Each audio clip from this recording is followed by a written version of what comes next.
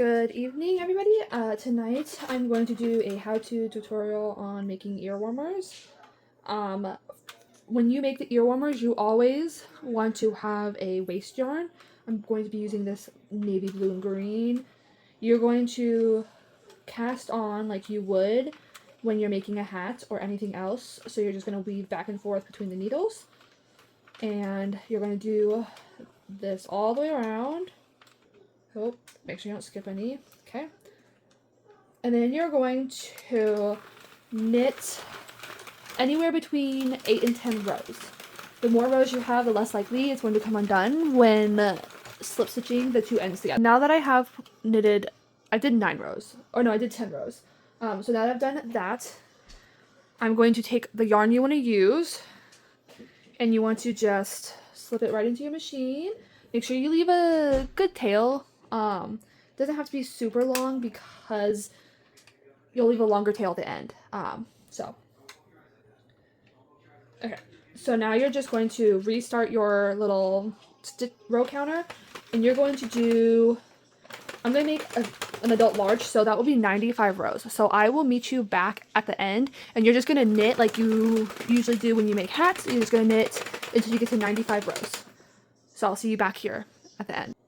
Alright, so now I have made it to my end. I accidentally went one couple stitches too far, but that's fine. You want to just leave a long enough tail to sew the two ends together at the very end. So we're not going to do your normal take all the loops off and cast off. We're going to get some more waste yarn, and we're going to put that right in here, and we're going to do another, say 9 to like 12 rows of this. So, and I don't know what's going on with my machine, but I just dropped a stitch, so I'm going to have to be super careful on this one. Okay, when it comes back around, gonna have to see what happened. Okay, I think we're good. I think the knitting machine didn't like this white and green and red brown yarn. Honestly, this machine has been giving troubles lately, so with that. But we're almost there. Okay, so now you're just going to take it off your knitting machine. So just do one row after you've already gone through all your yarn, and make sure it all comes off. Is the only thing. Okay. Okay. So now that's all off my hooks, we're gonna remove our machine. And then when you pull it, it will get longer and fit the size. So I did 92 rows, which will fit a teen small adult. So now here comes the tedious part. We have to close up our ends. So let me see. I think I want this to be the inside. Yeah, okay. So I just want to keep an eye out for that. I like to make sure my tail ends are at the same end as each other. So just make sure they're on the edge instead of in the middle. So now you're going to grab a slightly smaller hook than what the yarn calls for. And now we're going to slip stitch all these white loops together because that's our actual working yarn. So now you're going to go and you're going to slip stitch. Now make sure you don't pull these loops too tight or you will have trouble. And that's why I say use a smaller hook because it'll be easier to get into there without having to pull them. So now we're just going to slip stitch all this together. You're just going to zigzag back and forth. So here's my next one, making sure we're not forgetting any stitches. Oops, sorry guys. So making sure we're not forgetting any stitches. We're just going to go back and forth while slip stitching these together. Okay. Without pulling the yarn tight too. Okay, and I will meet you at the end of this row when we get to here. So this time around, I actually ended up where my last loop was, is that a loop I forgot to catch? Let's check. Okay, it's right there actually, I see it. Oh, it just got split. Okay, so we'll make sure to catch both of those and slip stitch that. So I ended where my yarn can now pull through, and now that is locked into place and it won't come undone. So you can either now pull this waste yarn and take it out, or you can do the other side first and then do that. That's usually what I like to do. And I had dropped a stitch in the very beginning, so that's why this is holding his here, so I don't forget to pick it up when I slip stitch this side together. So we're going to go back and do the same thing we did on the other side. We're going to pick up all these loops that are our working yarn and slip stitch them all together.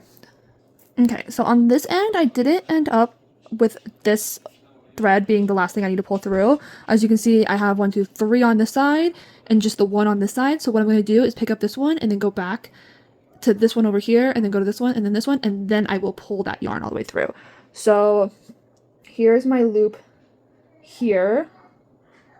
All right, so I'm just going to pull that one up, and I'm going to come back to this side and pull this one up, and we're just going to leave that tail alone until we are all done picking up all of our loops. And now that we have all of our loops on slip stitch together and we just have this tail working yarn together, we're just going to pull through. And if you want to pull through, like make a chain, do it one more time just to secure this. Okay, so now that you have slip stitch, and now all we have to do is pull the working yarn.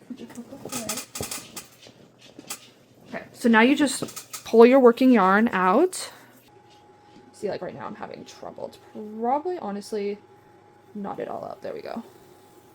So I'll just pull that one, take my fingers out of that, and then we'll just, come on. Okay, so I took it out. It just got knotted, and I just undid the knot. So here's the waste yarn. I will reuse this for the next ear warmers, as long as it's not those colors. You'll know at this point if you've dropped any stitches. Now, if you have dropped any stitches at this point, they will be sticking out off the side.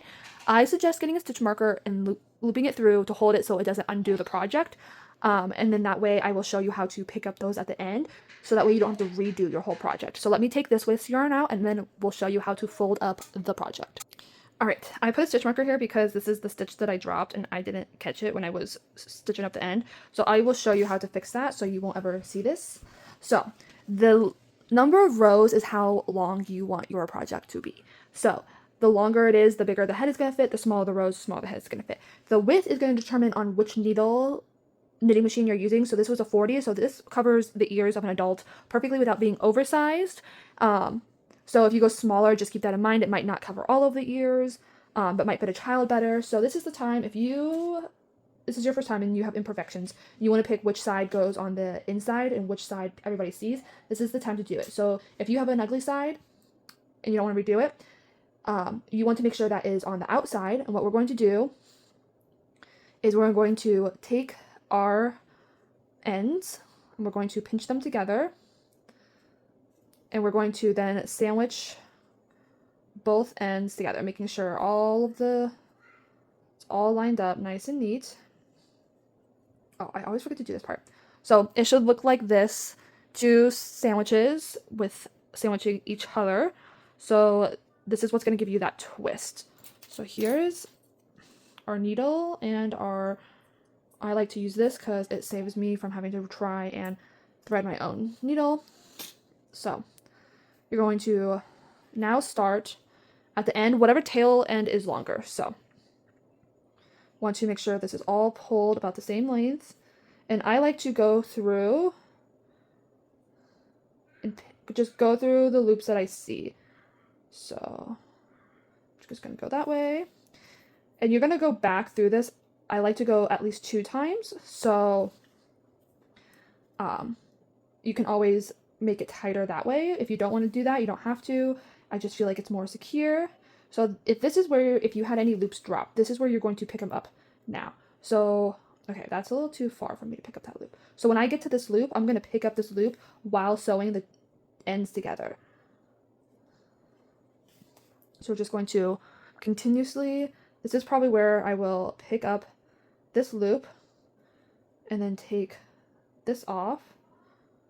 So as you can see, I had dropped this loop here and I had picked it up with my needle, and I'm just going to keep threading on through so that way that doesn't come undone at a later time. So we're just going to keep threading it through all those little V's at the top. I just like to just go through the V's, the top layer of V's.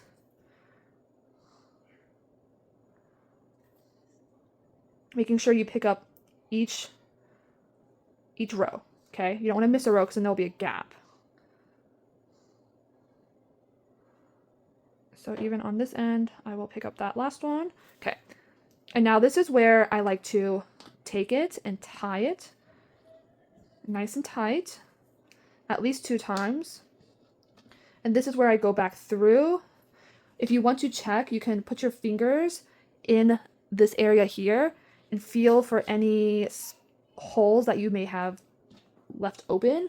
If you haven't, then I suggest just going back through and just re-picking up all those stitches to make sure that they are nice and secure. Just continue pinching it.